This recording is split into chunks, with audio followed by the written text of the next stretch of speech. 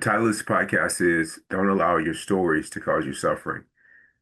About 6 or 7 months ago, there was someone who I would see sometimes in passing on the pickleball court because we both took lessons from the same coach. When they would arrive, I would be leaving. And occasionally I would stay a little bit longer to help them warm up during the first 5 minutes of the lesson. And I would pick up balls for them so that their lesson wasn't interrupted by having to collect balls. One day, as I was leaving the court, this person was just getting there, and they shared with me that a loved one was having some health difficulties, and that they were going to get treatment at a healthcare facility that I was very familiar with. And in fact, when I asked who the surgeon was, they told me, and I said, I know that person, and they're highly qualified to do these kind of surgeries, and they're a very, very nice person.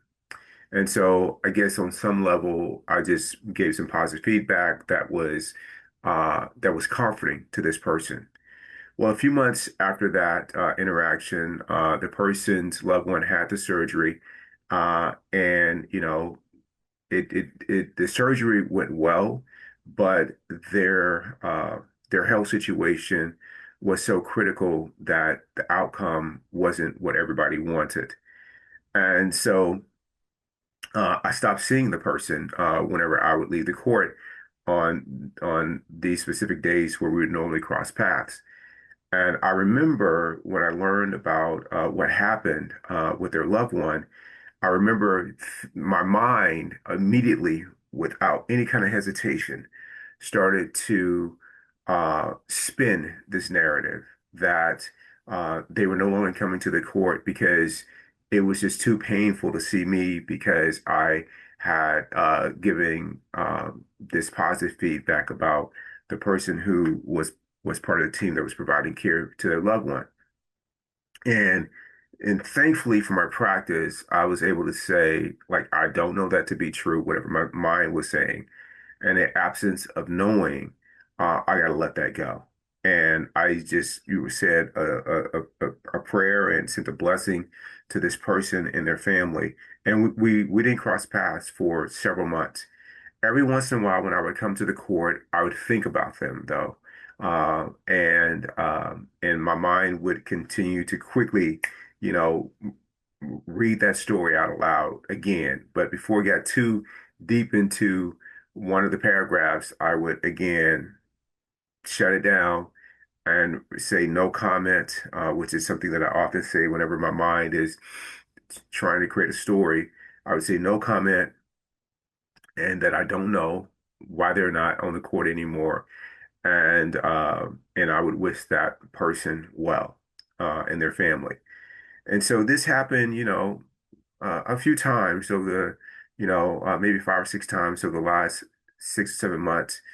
And just yesterday, when I was on the court at an indoor facility, and I'm about to start drilling with my ball machine, I hear someone say, Keith, Keith. And I turn around and it's this person. And they're coming, they say, I thought that was you. And they gave me the biggest hug. And they talked about like how they were doing. They asked how I was doing, how happy they were to see me, and that we should play sometime together. And we exchanged phone numbers and all those things. And they were carrying no ill will toward me. There was no blame toward me. It was the only thing that was present was love. And I am grateful for that. And I'm also grateful that my practice was in full effect.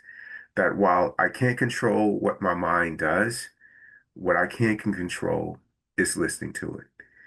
I cannot, you know, I can not resist, but I can let whatever it says go so that I don't experience any suffering. And that is a beautiful thing. I have worked diligently for many years to get to this place, and I'm not about to stop now. And that was an excellent opportunity for me to do this practice. of letting go, not listening to the mind, not creating stories, so that I could be in the present moment and show up the best I can. And, in this, there's so many experiences that are like that, to where you find out that the story that was being, you know, uh, composed is not accurate at all. And there are other times where you do the work of not allowing yourself to be identified with some kind of story that your ego is telling, and you don't find out whether it was true, correct or not. But that part is irrelevant. What's relevant is that you don't take it on, you don't become identified with it, so that you can continue to be in the present moment and cultivate inner peace.